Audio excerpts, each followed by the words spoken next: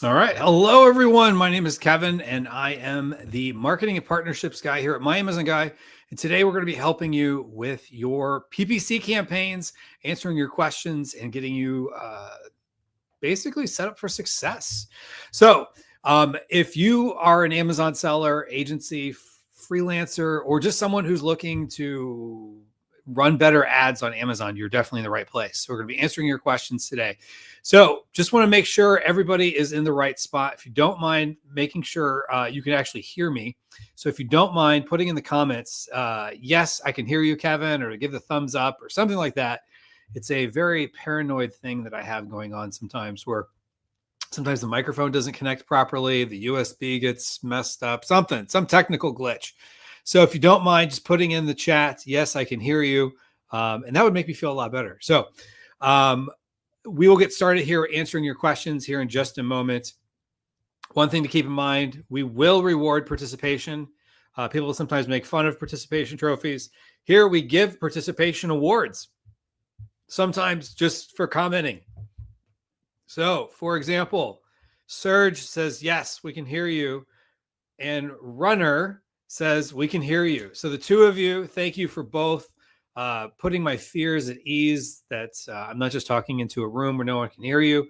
As well as Ricardo Bartolini says, hi, we hear you. All right, so the three of you who are live, just email podcast@myamazonguy.com. And I will give you a coupon code for a free mag school course valued at $100. And all you got to do is email podcast@myamazonguy.com. That's my little thank you for participating. So if you have questions, this is the way this works. You just put in your question in the comments, whether you're on LinkedIn, YouTube, Facebook, Instagram, Twitch. I'm just looking to see where else we're at. We're all over the place.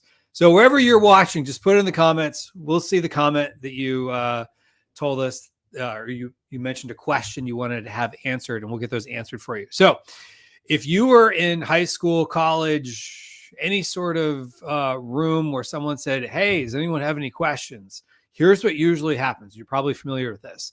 If you're in a room together with people, there's an energy where everyone's kind of going like this. They're looking around. Who's gonna ask the first question? So, well, good news is we've already got some questions queued up. So I'll get to those here in just a moment.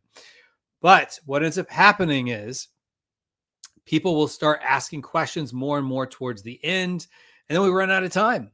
So don't let the clock run out on your question. Ask it earlier, so that way you're more likely to get it answered. And I go, for the most part, in order of when the question was received, and we'll answer your questions accordingly that way. So at the end, more and more questions will come in. As we get more questions and we're on longer, the algorithms tend to share the live stream with more people, and we get more people joining us, which means we get more questions. So that as we start getting more and more to, it's 12:03 Eastern time. So at 1 o'clock Eastern time, the clock will run out and we will run out of time. So there's to be more and more scarcity of time as that window of opportunity to ask your question will start to close. So the best time to get your questions in is now. And like I said, we reward participation here. So with that, I will start answering some of the questions that are coming in. Definitely recommend you ask your questions now, even though I have this weird hair sticking up thing in the side, which I keep trying to fix. But anyway, not much I can do about that now. All right. So with that, Asan Mumtaz says, Kevin, you're like data dive for Amazon sellers. Clapping and thumbs up emoji. Well, I'm going to take that as a compliment. I like answering questions, so maybe that's a good thing. So shout out to the folks at Data Dive, which we're supporters of here at My Amazon Guy. Oh, and I just want to point out, I got this new sign. So I just literally got it in the mail today. So it's a little probably overexposed there in the middle with lighting, but I'll fix that later. But for now, I'm just excited to have the sign representing. All right. So first question that comes in is from Ricardo Bartolini. So in a campaign, I have, for example, blue running shoes in a phrase match. In another campaign, I have an exact match, blue running shoes for women. They could compete with each other. obviously, I mean, if the customer is looking for blue running shoes for women, yeah, it is possible because you have blue running shoes for women as an exact match and blue running shoes as a phrase match, which means blue running shoes for women could be part of that phrase. And Amazon's just going to decide, yeah, we like the phrase match better or we like the exact match better for that. No one knows. This is one of the reasons why we recommend here at My Amazon Guy, and I have found this to be the case in my over 9 years now of advertising myself, almost 10 years of selling on Amazon, that it's best not to do there was an old school strategy of, promoting keywords. And as you promote the keyword, you'd negate it out of the previous one. So for example, in this phrase, or in this example, in your campaign that has the phrase blue running shoes, you would negative exact, I should say, blue running shoes for women. So it doesn't show up there because you want it to show up in the exact match. That's the old style of doing things. The problem is Amazon's algorithm will just pick one or the other. So you might think by saying, okay, I have exact, am I going to hurt, or sorry, am I better off having the exact match and getting rid of the ability for the blue running shoes for women to show up in the phrase match because I want to go after it as a exact match? I would say don't negate it. Leave essentially both on. By having blue running shoes as a phrase, if someone adds the for women to that phrase, it'll show up in the phrase, and just let the algorithm pick which one wins. And at the end of the day, who cares? If one is winning, great, let it win. Because sometimes people want to say like, okay, I want to push everything to the exact. Now, the question was phrased as,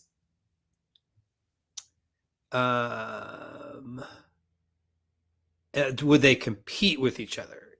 In essence, yes, they would compete for which one the algorithm likes placement. But Amazon has said you're not going to compete with each other from the standpoint of like you're outbidding each other. They're just going to pick one.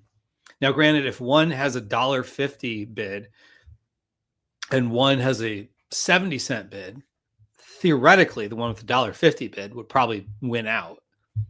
But again, the algorithm is just going to pick whichever one it likes based on history. And sometimes the history snowballs because sales beget sales. Is that flywheel effect. So if the flywheel effect is working better for the phrase or the flywheel effect is working better for the exact, it's just going to show the impressions more there. So they do kind of compete, but I wouldn't worry about the competition in like raising costs. But it will make it a little more complex if you're trying to get everything funneled to the exact match. But I don't think that's a strategy worth trying to focus on. All right. So hopefully that was a good answer to your question there. So if you have questions, drop them into the comments, whether you're on YouTube, LinkedIn, Facebook, Twitch. I'm just looking at the list I have there on the screen. Wherever you're at, just drop the questions. We'll get them answered for you. So, all right. So we got more questions coming in. Make sure to get your questions in now. That way you're more likely to get them answered, as opposed to if you wait to the end, like, oh, I just thought of a question, or I'll wait to see what he says about other stuff first. One thing I will say is that if you have a question and you're thinking it's a dumb question, don't listen to that head trash. It is a good question. Whatever question you have, chances are someone else is going to say, wow, I'm so glad he or she asked that question because I was wondering it. Or you ask a question that someone else didn't even think about asking, and you're like, wow, I just learned something new today. So hopefully you'll be helping other people by asking questions. All right. So Abub Akar Zia says, question from me, which I'm kind of going out of order. First, he asked the question, then said question for me, at least how I see it on my screen. So If two products in the same category with identical PPC bids, targeting budgets, but one consistently gets better conversions than the other, that could be possible reasons behind this performance gap. Okay. Was there more context there? I don't see it. All right. So I do see. Okay. So basically, instead of at the keyword level, so you've got a phrase and an exact going after the same product, assumed before, you have two different products that are basically competing with each other. In this case, you could show up on page one for both. So if you're going after dry erase marker, and you have a green dry erase marker and you have a red dry erase marker, they might both show up on page one or page two or product page or wherever for basically the phrase dry erase marker. So two different products, similar products, going to go after a lot of the same keywords, and they may show up two different places. And Amazon might say they like one better than the other. They don't say it. Just their algorithm tends to favor one more than the other.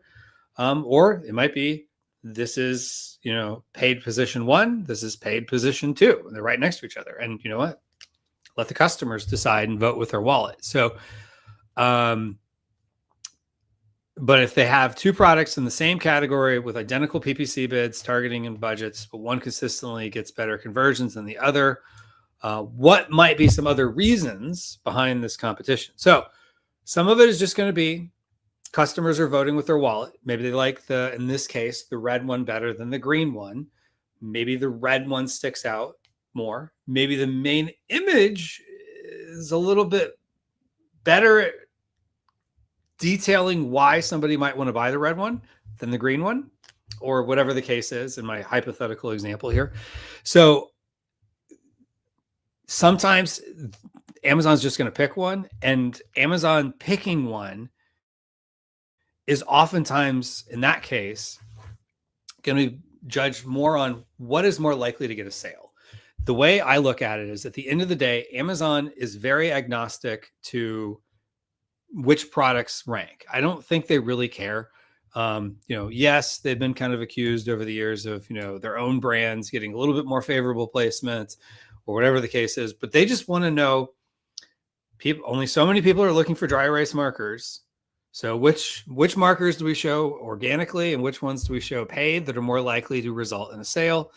Keep that little hair sticking up on the side there. Anyway, I should probably stop pointing it out. But anyway, they don't care. They just want a sale. So if you have two similar products that are in the same category, going after the same keywords, the targeting is the same, the budget's the same, the bids are the same, eventually Amazon's just going to pick one more favorable. And that's usually going to be because the numbers are better on that one.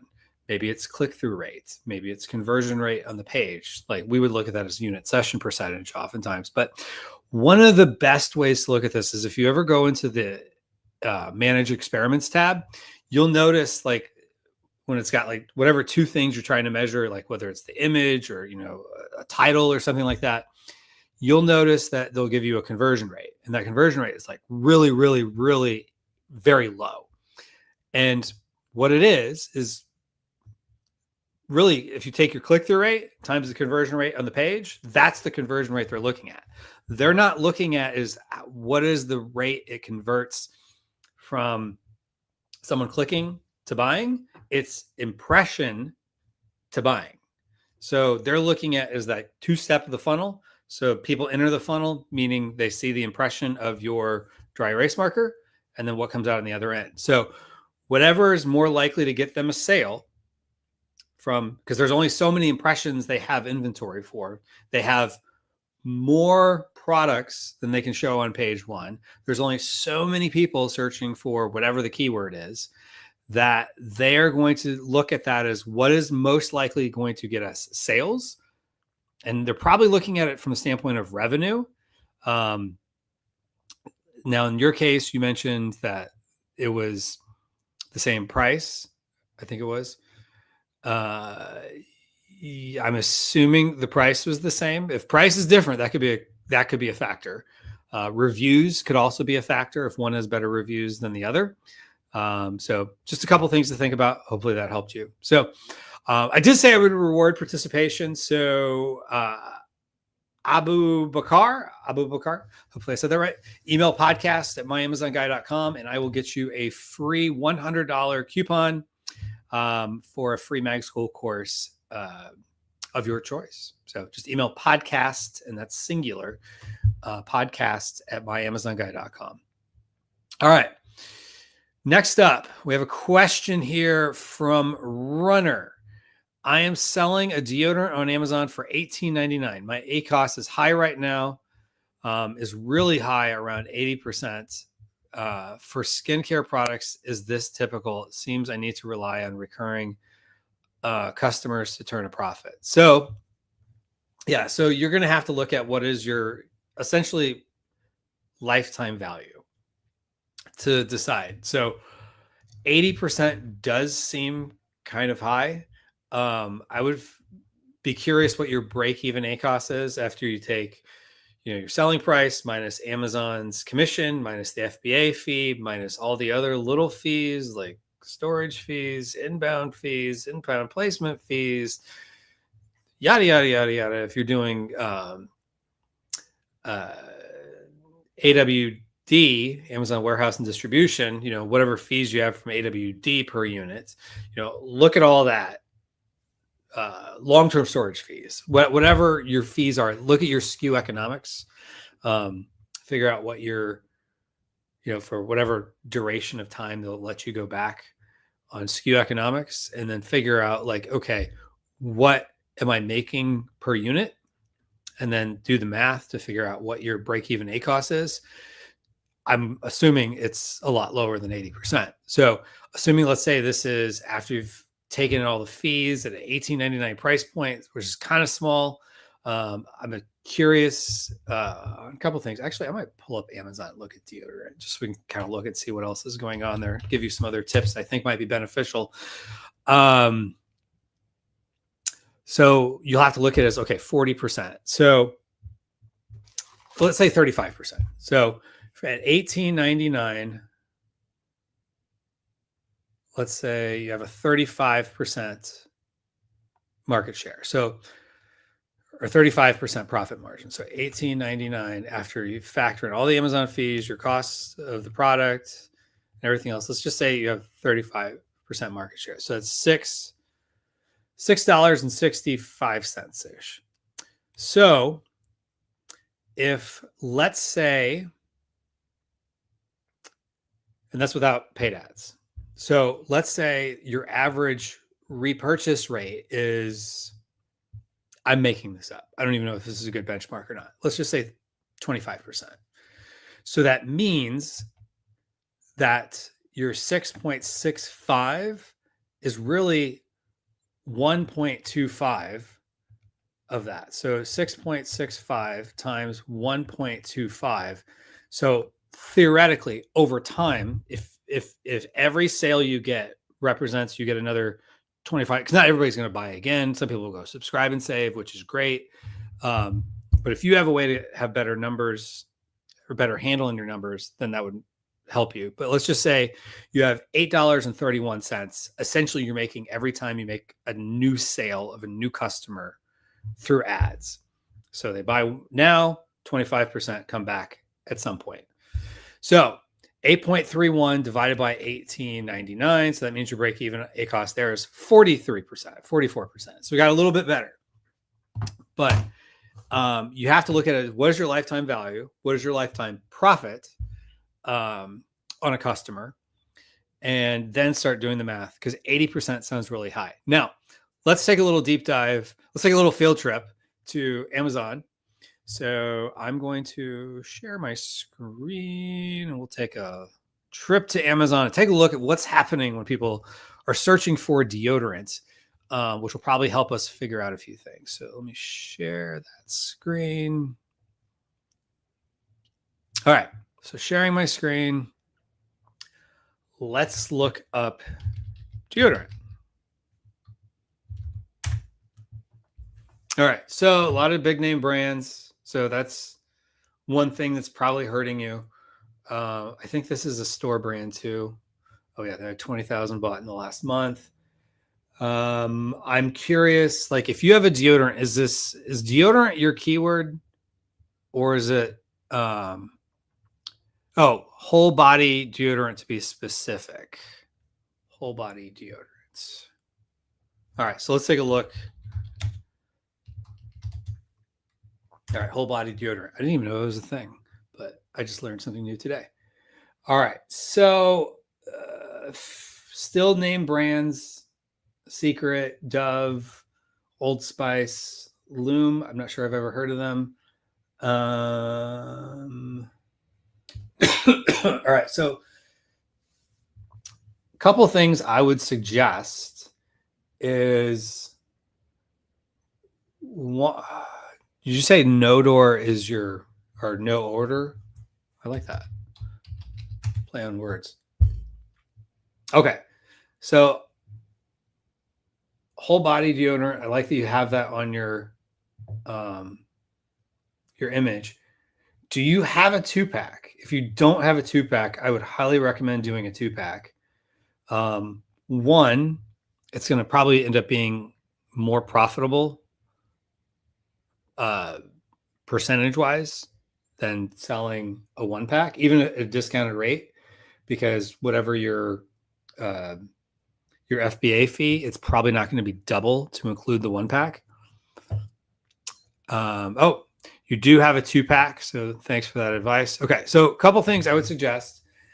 It's good that you have the kind of schmear here on the side. You may want to add a box. Like Loom here, they've got, I don't know if that's a loofah or something else. They've got something that,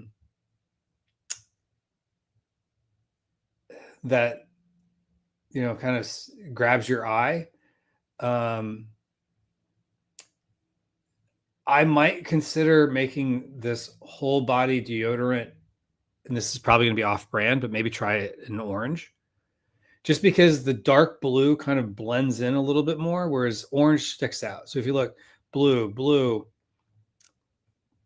basically blue, purple's in my head, or yeah, it's kind of a blue. Orange sticks out there. The orange there sticks out. You come down here, blue and pink, purplish, orange sticks out a little more. Orange sticks out a little more. The orange here sticks out a little more.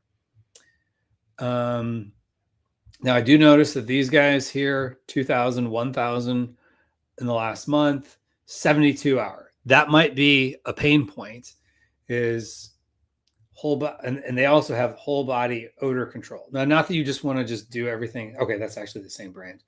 But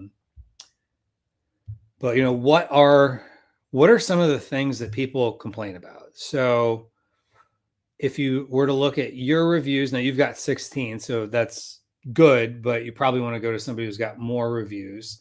Like these guys have 29,000. These guys have 2,000, 3,000. So I would look at the reviews, like the 1-star reviews, and maybe there's a pain point you can either put on here, or like on the packaging, or on your little thing like you had at the top. It's kind of like this. So what are the pain points? So if we go down to theirs and we look at the 1 stars, are you kidding? I don't want to sign in. All right. Sorry.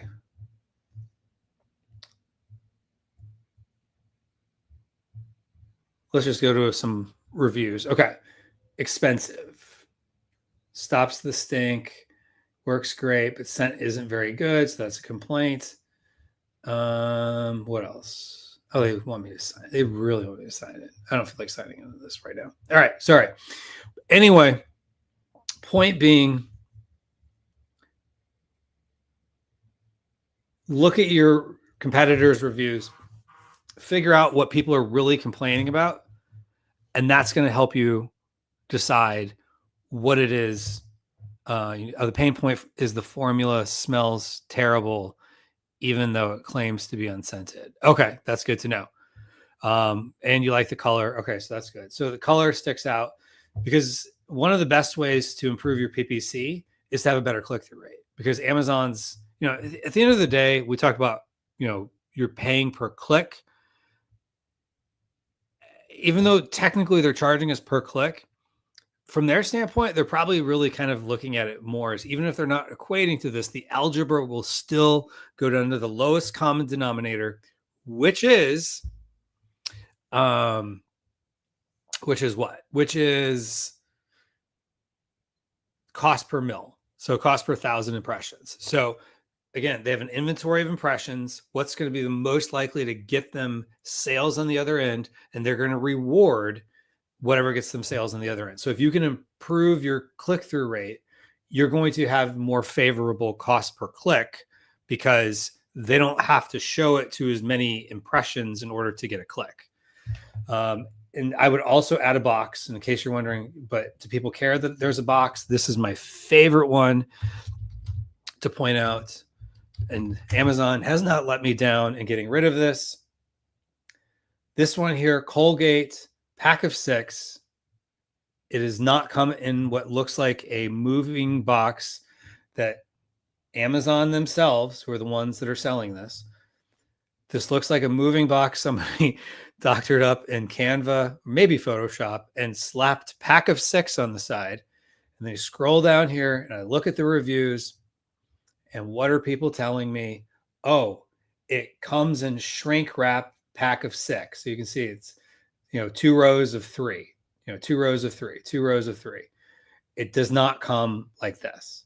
Like, people aren't taking a picture of the box. They're taking a picture of shrink wrapped, and no one seems to care. It's got 4.8 stars out of 63,000 almost. It's doing very well. So I wouldn't necessarily add a moving box, add a nice packaging box, even if yours doesn't come in packaging, if it just comes in the tube.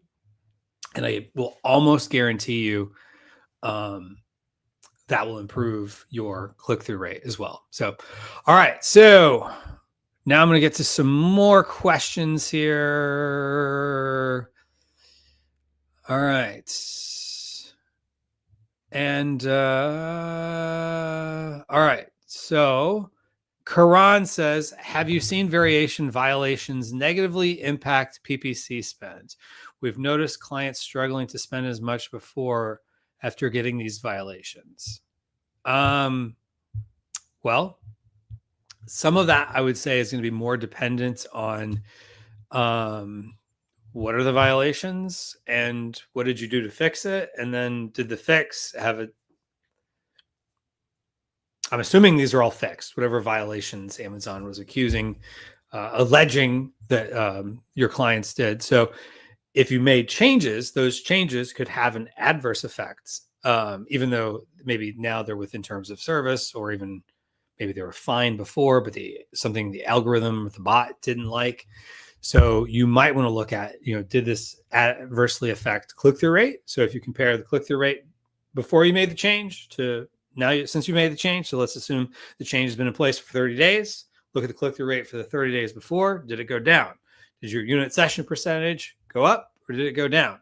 So look at those two factors, and that might have a difference. And going back to, at the end of the day, Amazon does not care about anyone's particular product. They care that the customer gets what they're looking for. So if the customer is searching for deodorant, which whole body deodorant or dry erase marker is most likely going to get a sale, because that means the customer is voting with their click and voting with their purchase. So that would be my thought. All right. Next up, Deep Nashu Sharma says, how can I refine my keyword strategy in Amazon ads to maximize ROAS while maintaining a balanced ACoS? Okay. Are there specific bidding strategies or keyword match types that work best for different stages? All right. So maximizing ROAS and balancing ACoS are basically the same thing. And it used to be Amazon didn't give ROAS, but because all the big ad networks use ROAS, like non-Amazon ad networks, Amazon's a very big ad network, but like Google, Meta, some of the ad networks you see, like when you go to websites or whatever, they give ROAS. So ROAS is for every dollar you put in, how many dollars did you get out? ACoS is of the pie. This is your sales. How big is the slice? What percentage of it went to ads? They're the same thing. You just take 1 divided by ACoS and you have ROAS. You take 1 divided by ROAS, you have ACoS.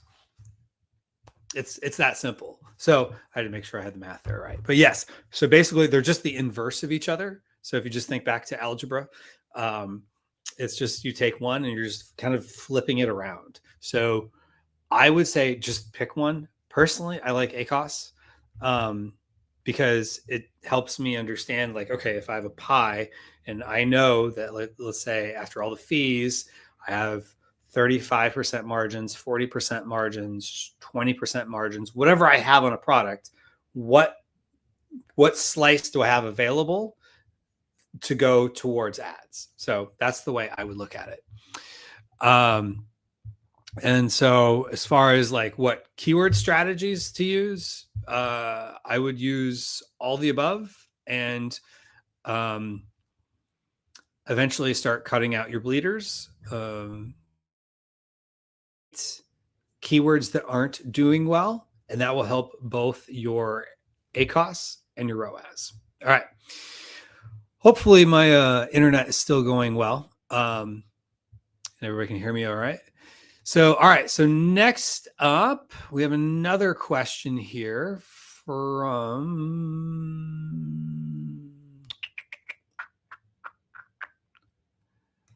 All right. Oh, already answered that.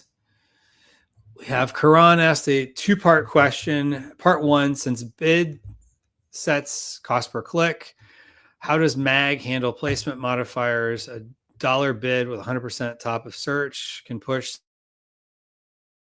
lower ACoS. We need to drop CPC, but modifiers affect this. How is this managed? Part 2, if a dollar bid with 100% top of search has a $1.80 cost per click, lowering the bid to 95 cents won't help since max CPC won't hit 190. How does MAG adjust bids effectively while accounting for placement modifiers? That's a good question. I would have to ask our team how much we do placement modifiers. I'm not personally on our paid ads team. I am a seller for many years myself and have been running PPC related educational summits for years. And I used to hear people talk more about like using the modifiers, but not as much anymore. The challenge with the modifier is it's at the campaign level. So if you have 10 keywords and one is doing really well at the top of search, but the other 9 keywords in your campaign are not doing as well, all of them have 100% modifier. So I don't think it's quite as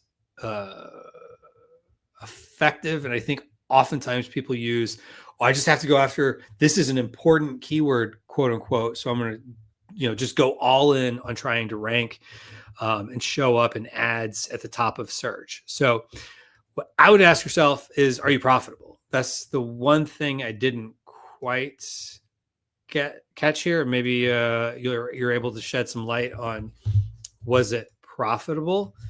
So if you have a dollar bid with 100% top of search and you're getting $1.80 cost per click, lowering the bid to 95 cents won't help because you can still hit 190. Yeah. So with that, if you have 100% top of search modifier, you're basically doubling whatever your bid is to say, I'm happy to accept paying, instead of $1, you're saying $2. 95 cents, you're saying for top of search placement, I'll pay $1.90, 95 cents times 2. I'm personally not as big of a fan as placement modifiers. That could be a controversial statement, but My only question is, if you're going to use the top of search placement modifier, you may want to use a single keyword campaign, because maybe this is a super important keyword, but make sure this is one that you have a history of being profitable at. That would be my biggest question to you. And then also look at the other keywords that maybe you're running, and maybe they also go into their own campaigns if it's worth doing the top of search. But you could also look at, what percentage you're getting for top of search placement, and that might help you as well. So, all right.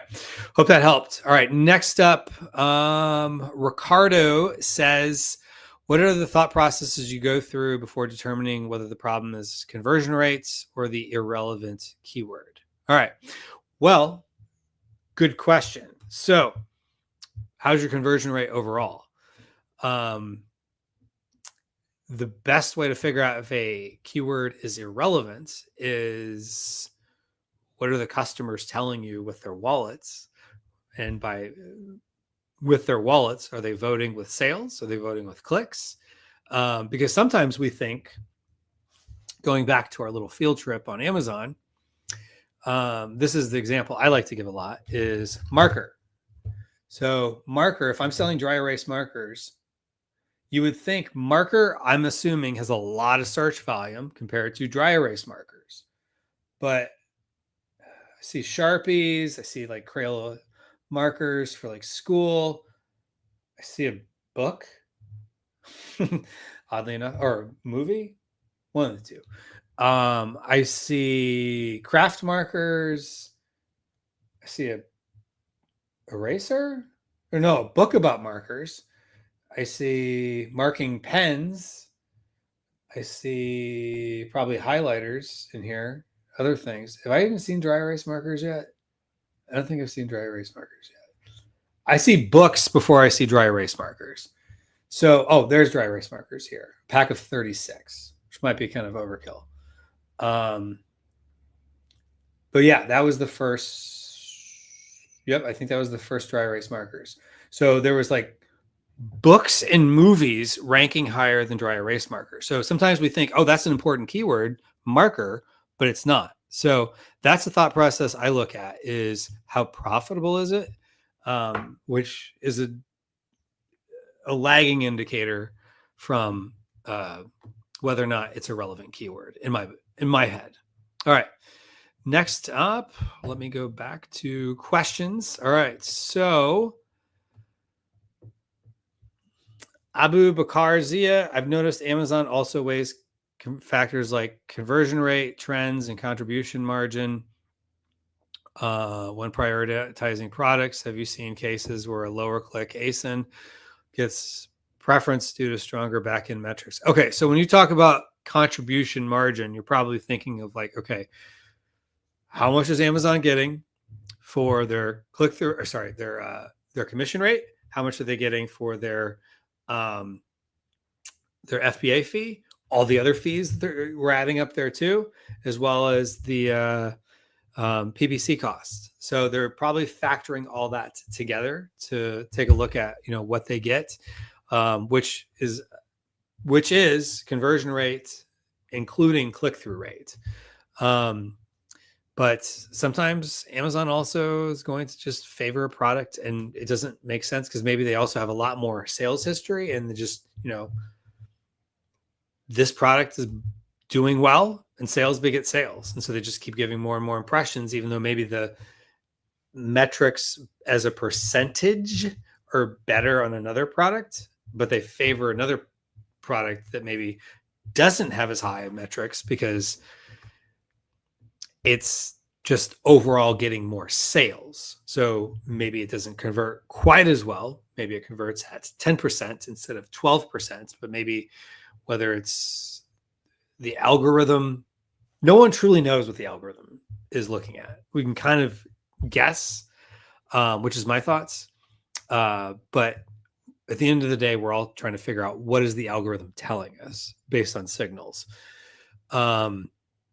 So yes, it is possible that from what we're looking at, one has better metrics than another, but yet the one that doesn't have as good of metrics that we're looking at has ranks higher. And sometimes we just don't know why. Amazon does what it's going to do. But the best you can do is try to improve the metrics even more for the one that maybe isn't doing as well. If you're comparing to, like, let's say your competition, or if you have a product that's, the metrics don't seem quite as well, but it's getting more favorable placements, and it's, two products that you own, then maybe you want to just say, just gonna have to be okay with the fact that, I can't quite figure out why one is doing better than the other. Because maybe there's, Amazon's looking at, maybe want to also look at add to carts. Is one getting more add to carts than the other? What is the percentage that go from add to cart to purchase? Maybe that's something that they're looking at.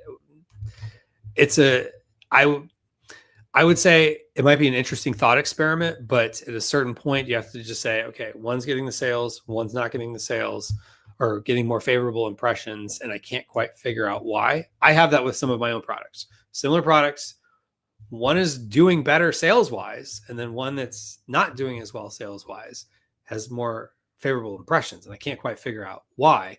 But oftentimes that's at an individual keyword basis. So maybe one is doing better, is getting better sales or something behind the scenes because it's getting more on, like, product pages.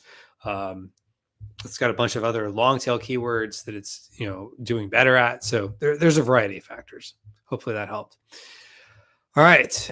Droner Patel says, now after learning PPC, I archived the top performing keyword and then created their exact match campaigns. No, I'm not getting results. All right. So I archived the top performing keyword and then created theirs. This is why we say never negate a good keyword. And negate is also pausing, archiving in this case. You may want to unarchive it. I think you could unarchive. I don't use archive a lot, to be honest, myself. So I would say run it again. And so if you were to download the bulk files for your campaigns, you'll see there's a row for campaign, a row for ad group, a row for ad, like meaning the product that you're running, row for product targeting, a row for a variety of things. And so one of the rows is going to be keyword if this is a manual campaign. And so you'll see there is a record ID for that row. So every row has its own record ID. So that keyword that was in another campaign that sounds like it got archived, or maybe you just archived the keyword, that had a record ID. And so that goes why that over time it has fallen out of favor to negate and promote keywords. Promote keywords all you want. Put it in an exact match. Put it in a winner campaign. But for whatever reason, sometimes the algorithm just, whatever it's looking at in its own infinite wisdom, has decided this particular record, this keyword in this campaign is better for whatever it's looking at, and it's going to give more favorable placements. So just because you take it and you put it into another campaign, now you're kind of wiping the slate clean. It's not necessarily looking at that keyword mixed amongst itself. It's looking at the record ID. So it could be the same keyword, just in a different campaign, but now it has a different record ID. So it has new history. It's probably pooling together, a variety of sources.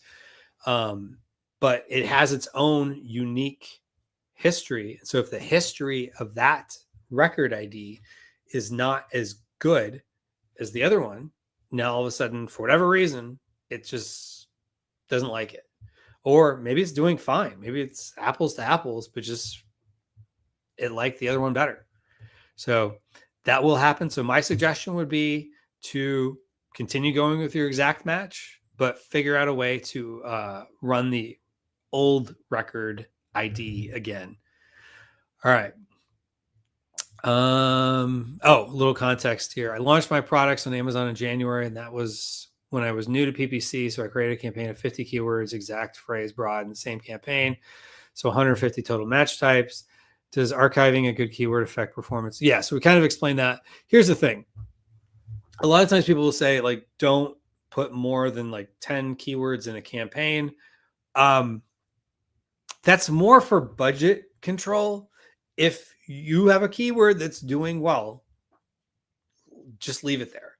Maybe you want to turn off the ones that aren't doing well in that campaign if you want to kind of, laser focus in your that campaign and how it's doing. But I would not archive a good keyword and put it somewhere else as an exact. So hopefully that answered your question. All right. In fact, I'm going to pick another participation trophy here. So Dronner, email podcast@myamazonguy.com, and I will get you a free $100 mag school course. Just email podcast@myamazonguy.com and make sure you tell me if Dronner Patel is not your name, that was your screen name. All right. Down a little ways. Bruisley Game says, how much do you earn with drop shipping? 0, because I don't do drop shipping. This is not a drop shipping channel, so I don't know of one that would work. And I don't suggest doing drop shipping on Amazon for a variety of reasons. Amazon's not a good platform to drop ship on. And if your supplier, Amazon does allow drop shipping in some cases, but like if your supplier, oops, sorry, we don't actually have the product, or they're late. Well, it's your account, your metrics, and you're on the hook. So I would not encourage people to do drop shipping. All right. What else? Let me jump around. Runner says, thank you for the help. Same ecom says, hey to you too. All right. Abdullah Javed says, what campaign should we create when we're launching a product? How much average budget should we allocate per day or first month? What would you suggest for low budget sellers? Okay. So at a certain point, what are you comfortable spending? So especially when you first start out, think of it this way.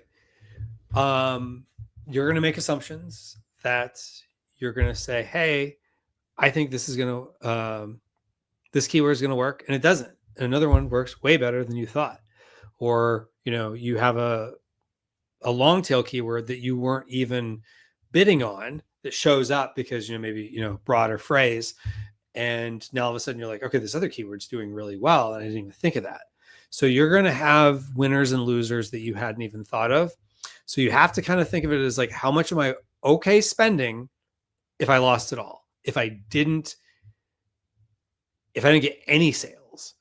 And then you have to think of it as like, okay, then if I got some sales, but they're not profitable because maybe I'm dropping my price to at least get some initial sales. Because remember, the algorithm doesn't know you. Well, not know you. They don't know your product, I should say. And it's trying to figure it out. So if you have a new product, oftentimes you want to lower it, a low price. And so actually, if you go to, let me pull up that other, share my screen here in just a second. So if you go to Stephen Pope's LinkedIn, he has got this 300 tips. This is from 4 days ago. So this would have been Friday. Yes, last Friday. So Stephen Pope's LinkedIn. Make sure you follow him if you're not on this. So this is tip 134 out of 292 slides. So basically 300 tips he's got on here spread amongst the slides. He's got here the discount he would recommend. So he gives an example of $30 product. In fact, let me hide this. So you may want to lower your price to begin with, which that's going to affect your ACoS. So I would suggest lowering your product to start, the price of your product to start out to get some initial sales. Be willing to spend money that you're okay basically burning, but it's more of an investment because you're getting data back and you're helping train the algorithm. So that's all things I would suggest. Now, when you figure out like how much, so think of it this way. If let's say your average cost per click is 90 cents and you have a 10%, actually, you have a 12% conversion rate. So 1 divided by 0.2 is 8.33. So let's just say it's going to take you 8 clicks to get a sale.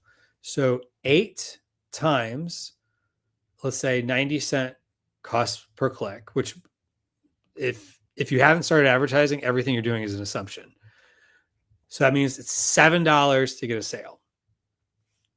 Now, let's just say that you want to get 5 sales a day. That means you have to spend $36 to get 5 sales a day. And if you want 50 sales a day, you'd have to spend $360 at that math. And you might be saying, okay, well, I don't have quite that much to start with. Just start with whatever you have.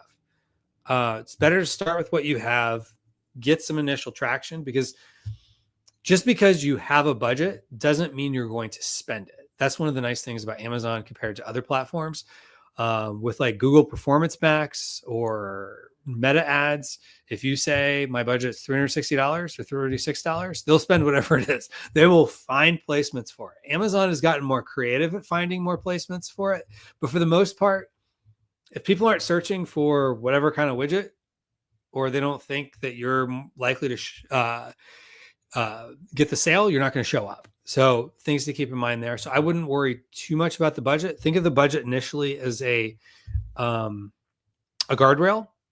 And then if you're starting to run out of budget and you're profitable, then you say, okay, I'm going to increase my budget at whatever level you're comfortable with.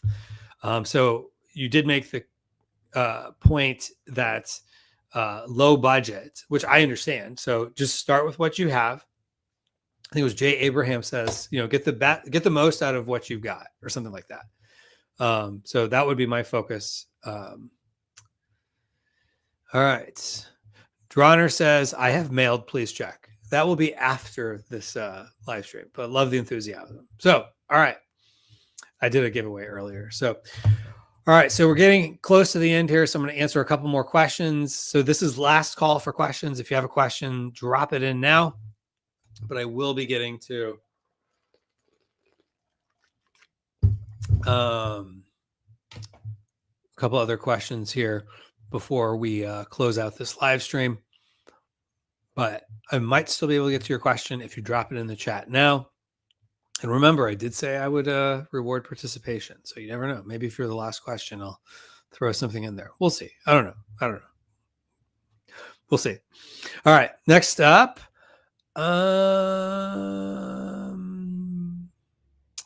So this might be a duplicate question, but Drawner says, I launched my products on Amazon in January. Okay, we already got that. We got that. Does archiving a good keyword affect the performance of accounts? Okay. So does archiving a good keyword affect the performance of account, even if I create another campaign with the same keyword and exact? Okay, I wouldn't look at it at the account level. My earlier answer, which may have answered this, was every keyword in every campaign has its own record ID. Basically there's a database, relational database, all these connections between data points.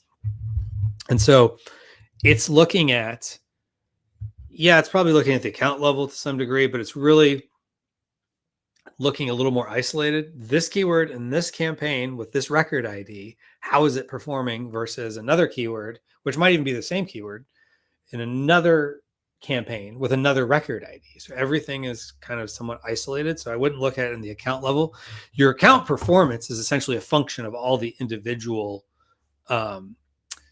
record IDs, so to speak, especially if you're looking at, mostly bidding on keywords, some bidding on targets. So that would be my suggestion there. So, all right. Ricardo says, I write 1 second. So, okay. Sounds like Ricardo's asking a question, which I will try to get to here in a second. Sakina for my soul. Wow. It's a profound name. I like that. Sakina for my soul. If while running PPC, we run out of inventory, does it really hurt that listings future prospects, as some experts say, that Amazon will not let the ASIN rise again? So this is a hot topic. It's like I just all of a sudden thought of, remember Hot Pockets? Hot pockets. I was thinking hot topics. So this is a hot topic. Do you go out with a bang? Some people will say go out with a bang. Some people say never run out of inventory. Here at My Amazon Guy, the advice is raise your price to not go out of inventory. So at least there's some sales or there's some data. So the algorithm's not going to show you in search if you don't have product available. And if you have, what do they call that feature? I turn it off because I don't like it, but it's the one where it's like, if the product is basically on its way, it'll start selling it. I hate that because it's like, it's like on a truck and they're quoting people like, oh yeah, you can buy it and it'll arrive in 30 days. It's like, it just kills your conversion rate. I hate it. What is it? Early start program or something, or early something. I always turn that off. I'm not a fan of it. But as long as you at least have something in stock, then at least the flywheel's still going, even if you raise your price, not as many people buy or whatever. And you probably get some sales and it'll be at a higher price. So we recommend trying to not run out of stock as much as you can, whatever you can do. Now, will it hurt your future prospects if you run out? Yes. Now, this is Kevin's personal opinion. There's all these little record IDs. We don't know every record ID. SKUs probably have a record ID. Your individual keywords have a record ID. So you're out of stock. Nothing's really available for sale. You go on the listing. There's no buy box. It's just there. You show a big goose egg of 0 for available inventory. Then you send stuff in. So you're out of stock for a month. You send stuff in. The algorithm now has had all this time where it's like it loves all these other record IDs from other, sellers for other products and everything else. It's all sunshine and rainbows for all this other stuff. But you still have some history. So you're not totally starting out from scratch, but now you're clawing back somewhat. So you can get, in my experience, you can get back in relatively quick if you had good previous experience, good previous sales, especially the longer that product had been selling. But if it's like your first restock, it's going to be harder. Now, if you've been selling that product for 3 years and it has good sales history, you'll probably bounce back quicker.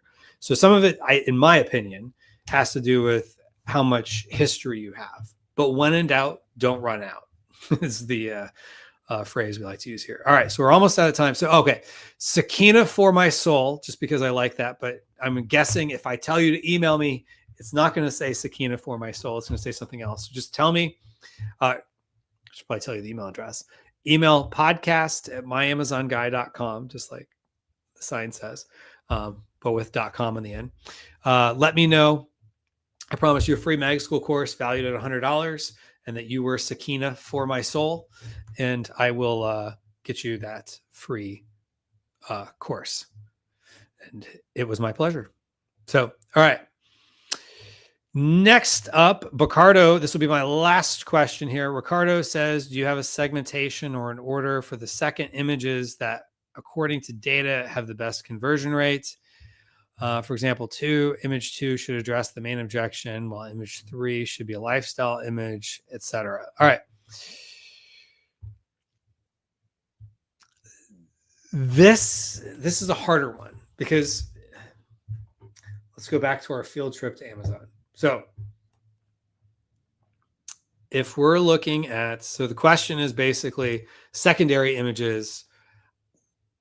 We don't necessarily have there's probably people have preferences of what to do with a secondary image, but I think it's going to have a lot more to do with your competition. So for example, I bet this one's just totally based on name brand. Okay, so what do they do here? Permanent ink. Okay, so with Sharpies, it's permanent. It's not going to go anywhere. So, okay, so that seems to be what they're going after. Intensely bold. So, what about someone who's doing well? who's not the Sharpie brand. Okay, permanent markers. So this one here. So they're just going after permanent markers. They look like Sharpies, but they're probably a private label. So this one, apparently, they really want you to know it's 128 pieces.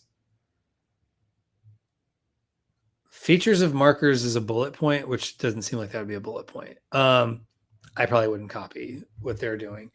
But I would say when you're looking at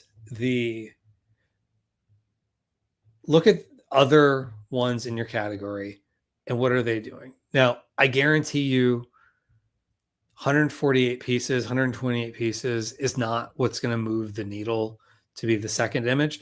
You kind of have to go with the thought process of, I would imagine, I've not seen the data on this, but the farther you go down, now I'm on desktop and sometimes you see it scrolling across, and it's a little harder to find on mobile. But as you go down or go across, depending on which way, so as you go deeper into the image stack, we should say, probably fewer people look at it. So like this image probably doesn't get as many views of people hovering over or clicking on it as this one. So what is the most important things for someone to know to purchase your product? Maybe it's that you get 148 pieces, but like in this case, like why not show 148 markers? Like, I don't get that. Same thing with like the bullet point. That doesn't make sense. These people are copying off of each other, it looks like. So how do you differentiate yourself too? Low odor, so quickly dry. So what are the pain points that people have looking at the reviews, and maybe include those in your first couple of images that yours, counters whatever that is, or yours, if people complain about, odor, which, dating myself here, markers used to smell really bad, but most markers don't smell bad anymore. They must use different ink than they used back in the day. Dry erase markers used to be awful.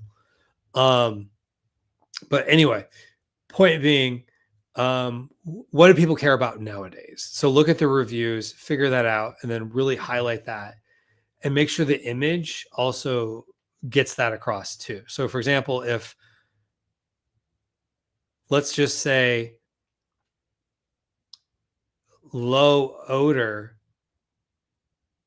not that you'd want someone sniffing it, but like something that like communicates that it smells good or doesn't smell bad.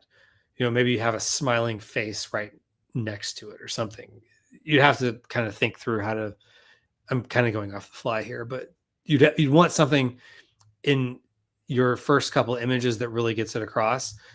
I might put a lifestyle image higher up than 6. Yeah, that's number 6 there. Good coverage, bright colors. I don't think of black as bright color. Quick drying, fine, smooth tip, won't get on your fingers. Maybe you actually hit the actual pain point a little harder than they're doing. So that would be some of my suggestions. And again, I know it's probably not what your product is, but at least kind of giving you ideas of, take a look and see what your competition is doing, even if they're doing it poorly. Look at your reviews, look at your competitors' reviews. How do you leverage that? And then also, as you go deeper into the stack, you may want to look at like, okay, are you getting returns? So if you look at voice of the customer, people complaining about something that sometimes is just the wrong people are buying. So is there something you can do to repel the wrong person? And that might hurt because you're losing out on sales, but like maybe yours is like, there's a compatibility issue, which some products have that. So, this is a drastic example. So if you have a Samsung phone You want to make sure people know it doesn't fit the iPhone, because if somebody buys this for their iPhone, it doesn't fit, they're going to return it and potentially leave you a bad review. So what can you do to also repel the wrong people? And that might not be, this is not for iPhone users, but like really point out, this is for Android, fits, these models or whatever the case is. So you maybe want to add that in your stack. So, and also with lifestyle image, how far up you put the lifestyle image may have to do with how aspirational your product is. So, if you're selling bedroom furniture or bedroom sheets, that can be kind of aspirational of like, oh, that's what I want my bedroom to look like. If you're selling spatulas, showing someone flipping a pancake and smiling in their kitchen is probably not quite as high up. Like if it's more of a commodity, a utility product, as long as you're showing it does the job, I would communicate its ability to do the job more than I would like, oh, wow, you're going to have such a great life because of, this can opener. It's more like, makes it easy to open cans or something like that. Like, so what is important with the purchase? Whereas like some other products, presenting the lifestyle that you'll have, the aspiration they have of the product, how the product helps them achieve, beautiful design in their home or something like that. That might be more important higher up the value stack. So the higher up the image stack, the more important it would be. I would definitely have something that counters objections high up in it. So hope that helped. And it was my pleasure. So, all right. So everybody watching, thank you for joining us. And I will actually be out of town next week on kids' spring break. Maybe I shouldn't say that. But anyway, I will not be available for this live stream next week. So hope everybody's doing well, and wish you the best. Take care.